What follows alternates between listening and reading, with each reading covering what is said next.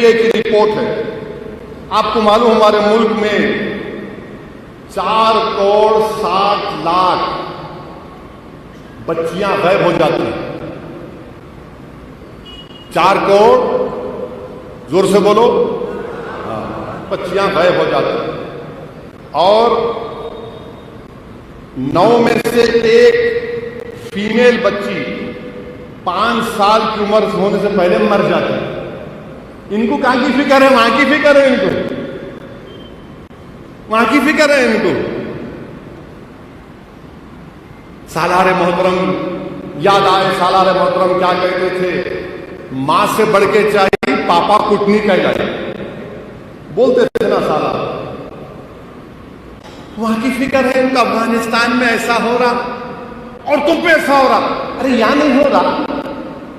हरदोई में एक शख्स सरे रोड पर बीवी को मार मार कर कत्ल कर दिया। कितने महिलाओं का रेप होता खवातीन का भारत में, उसकी बात नहीं। वहां गई पूरा, वहां पे बड़ी मोहब्बत हो गई आपको। क्यों दिखा रहे मालूम आपको? दिखाने का मकसद यह है कि इनके जो पप्पा हैं, पप्पा और मनमोहन सिंह की सरकार ने दोनों मिला के, वाजपेयी की हुकूमत मिला के अफगानिस्तान में $3 बिलियन हम लोग वहां खर्चा किए। आपका हमारा टैक्स का पैसा कितना था? $3 बिलियन। जब मैं ये पूछा कि 3 बिलियन कहां गए, लगा वहां पे, अब लग जाओ, वहां लग जाओ, ड्यूटी पे लग गए पूरे वहां पे। 700 करोड़ की पार्लियामेंट बनाए अफगानिस्तान में। कितने की पार्लियामेंट बनाए? 700 करोड़ की।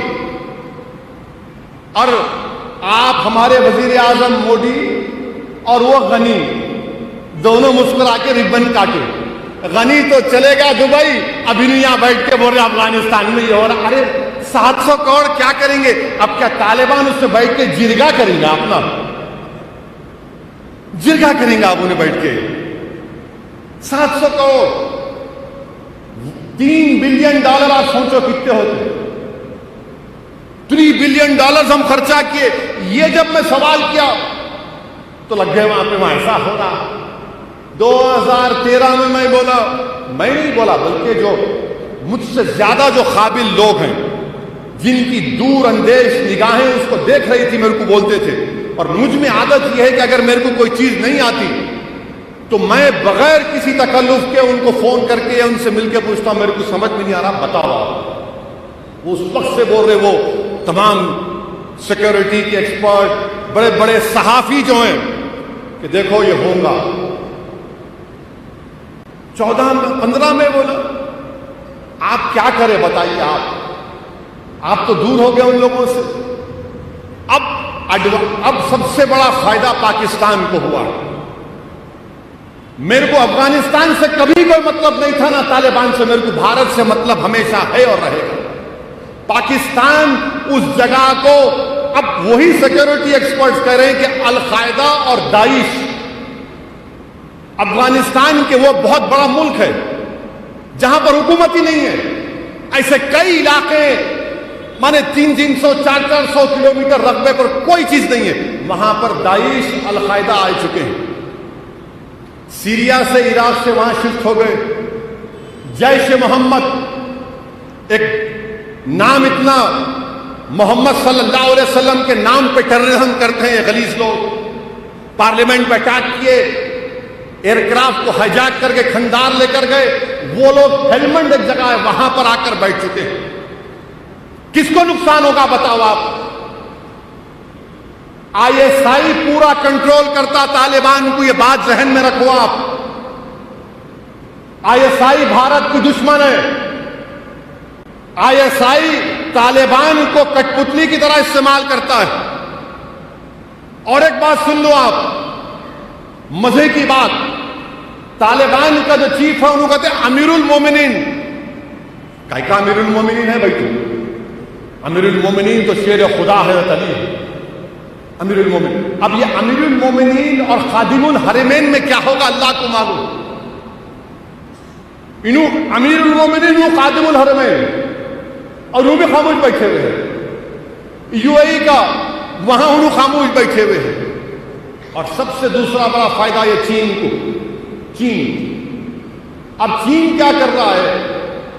मैं ये खुल के इसलिए बोल रहा हूं कि लोगों को मालूम होना, आप लोगों को बदख्शा एक जगह है अफगानिस्तान और चीन के बॉर्डर पर, वहां पर शिनजियांग एक जगह है जो मुसलमानों पे जुल्म हो रहा है।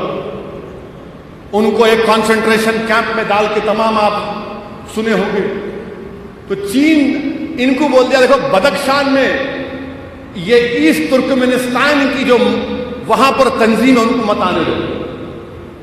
और चीन ये बोला कि हम जो है, चीन ईरान से ऑलरेडी एक कॉन्ट्रैक्ट साइन कर लिया कई बिलियंस ऑफ डॉलर्स का। तो चीन ये चाह रहा है कि जमीन के रास्ते से काबुल और फिर काबुल से होते हुए ईरान तक चला जाए। चीन ये कर रहा है, उसको समंदर का रास्ता लंबा पड़ता तो ये रास्ते से आके करना चाह रहे हैं। आप क्या कर रहे भाई? आप क्या कर रहे बताइए ना।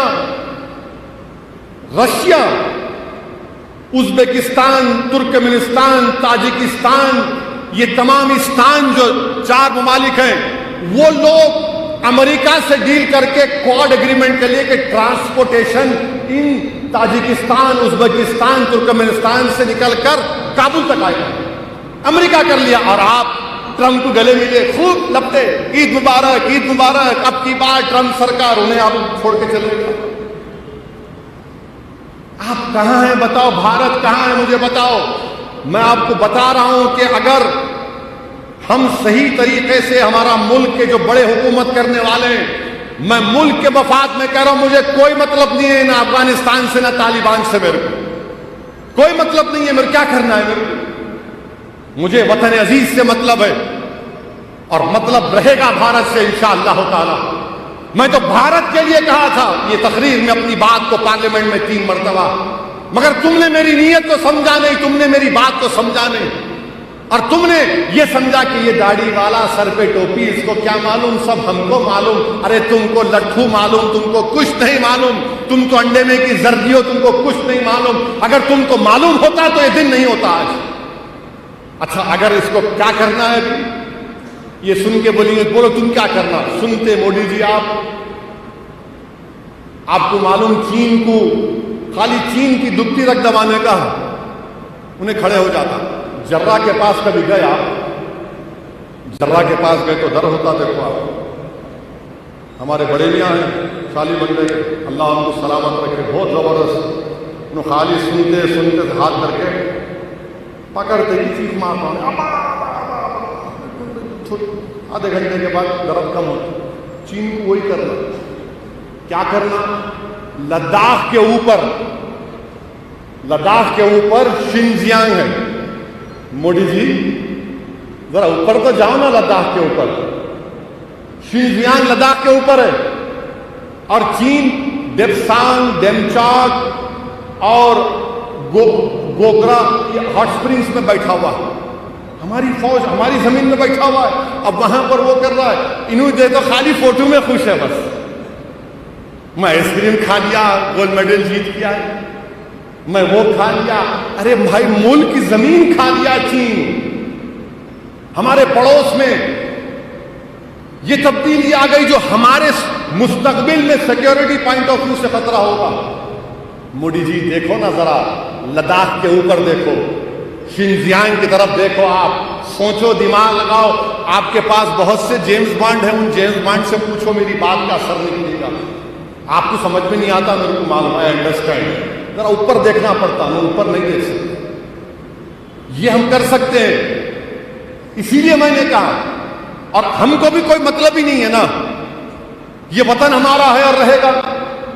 इस वतन पर हमारी तारीख है, हमारे आबा अजदाद की निशानियां हैं। कब अफगानिस्तान की तरफ देखें? बल्कि जामे निजामिया के मशहूर आलिम दीन जो फखरे मिल्लत अलैहिर्रहमान के साथ उनके कंटेम्पररी थे, हजरत का नाम क्या है, जो अफगानिस्तान से आए,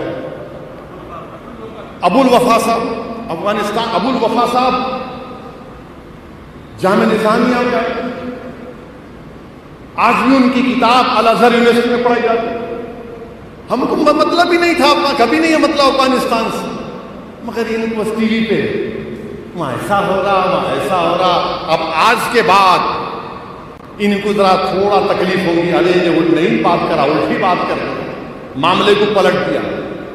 अच्छा फिर क्या करें? एक बेचारे कोई समाजवादी पार्टी के एमपी के ऊपर मुल्क से गद्दारी का एक मुकदमा लगा दिया, सेडेशन चार्ज लगा दिया। मुनू क्या बोले, मैं उससे इत्तेफाक नहीं करता हूं, खुल के कह रहा हूं मैं, क्योंकि हम कह चुके हैं मजलिस की पॉलिसी है कि हम जहां मुल्क की बात आएगी वहां पर कोई कॉम्प्रोमाइज नहीं हो सकता। हमारी सियासत है, रहेगी, मगर मुल्क की बात आएगी कोई कॉम्प्रोमाइज नहीं। उनके ऊपर गद्दारी का इल्जाम लगा दिए, सेडेशन। अरे पंडित नेहरू, गांधी और आपके सेठ गोविंद दास, ये लोग सेडेशन के खिलाफ थे। जब दस्तूर बन रहा था तो कॉन्स्टिट्यूंट असेंबली में, पूरी कॉन्स्टिट्यूंट असेंबली में सबने कहा कि गद्दारी का सेडेशन निकालो, और सुप्रीम कोर्ट ने क्या कहा कि सेडेशन गद्दारी का मुकदमा उस वक्त लग सकता है जब तशद्दुद होता है उसके बोलने के बाद। अगर कोई अल्फाज निकलते हो तशद्दुद होता है तो तब सेडेशन लगता।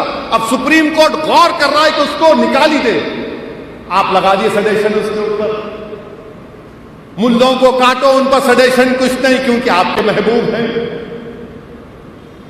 पीलू खान को मारने वालों पर कुछ नहीं, आपके महबूब हैं। कानपुर में बच्ची अपने बाप से लपेट कर रो रही है, उसको मारने वालों को कोई सेडेशन नहीं, क्योंकि आपके महबूब हैं। अच्छा हैरत की बात यह है कि समाजवादी पार्टी के जो सदर हैं वो मुंह नहीं खोलते। क्यों नहीं मुंह खोलते भाई?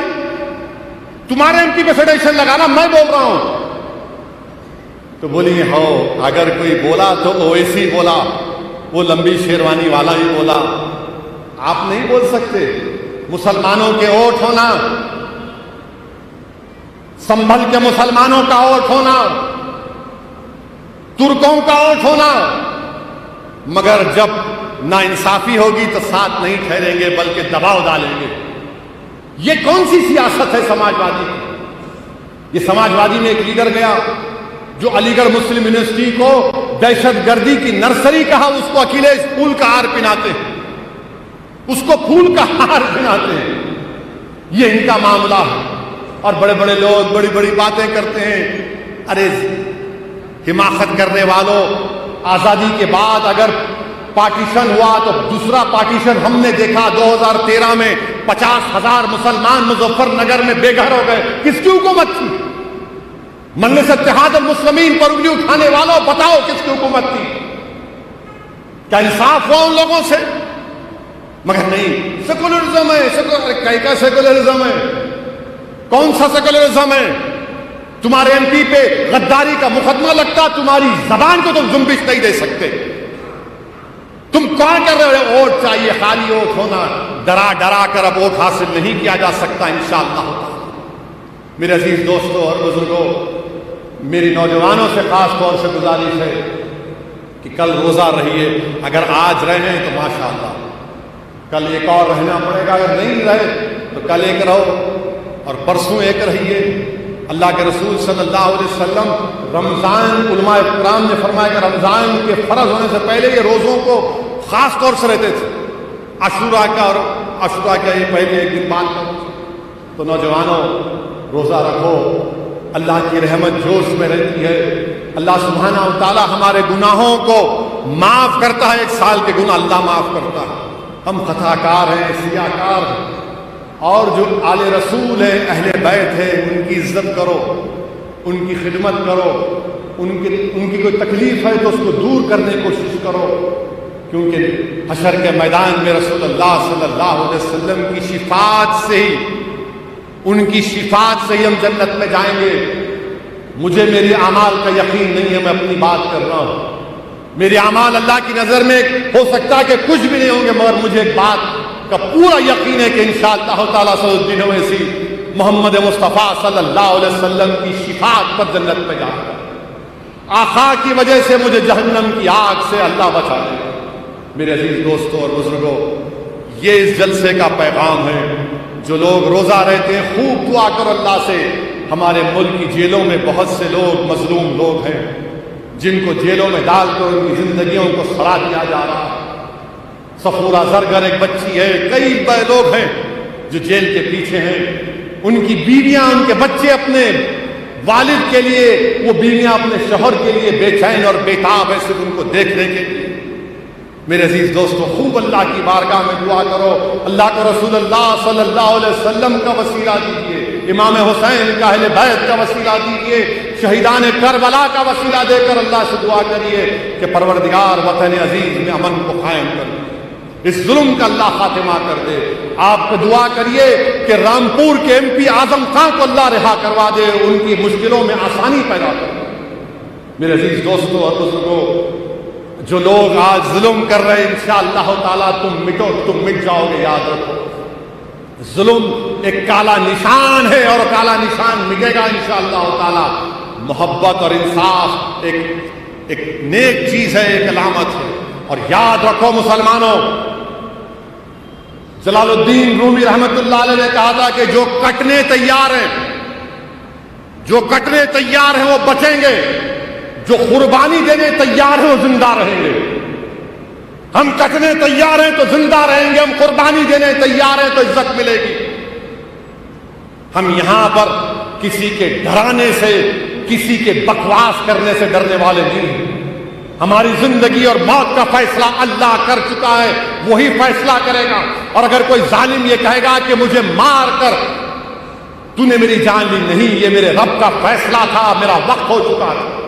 अपने हौसलों को, अपने हिम्मतों को बुलंद रखो नौजवानों, अल्लाह से अपने रिश्ते को मजबूत करो। डरने और घबराने की जरूरत नहीं है। यजीदियत मुर्दा है और मुर्दा होकर रहेगी इंशाअल्लाह ताला। हम हुसैन के गुलामों के गुलाम हैं, हुसैन का परचम बुलंद करेंगे, हक को कामयाब करेंगे इंशाअल्लाह ताला। और अल्लाह किसी का मोहताज नहीं, हम अल्लाह के मोहताज हैं। मेरे अजीज दोस्तों और बुजुर्गों, यही पैगाम आज के जलसे से आपको देना था। वाखिर दावाना अल्हम्दुलिल्लाह रब्बिल आलमीन।